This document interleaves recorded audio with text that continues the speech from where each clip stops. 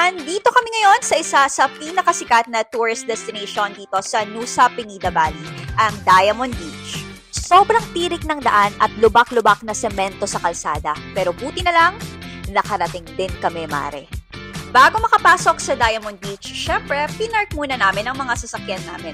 Grabe, ang dami na agad tao sa loob, kaya nagmadali na kami para bumili ng ticket na nagkakahalaga ng 45,000 Indonesian money.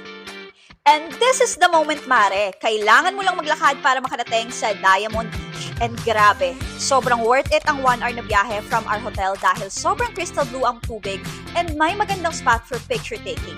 Ito yung isa sa mga sikat na destination na alam mong nasa Bali yung kakilala mo pag may picture sila dito.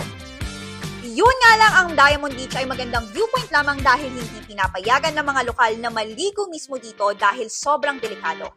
Pero, may good news ako, mare. Kailangan mo lang maglakad ng ilang minuto kung gusto mo maligo sa Ate Beach dahil malapit lang ito sa Diamond Beach. Pero, may catch dito.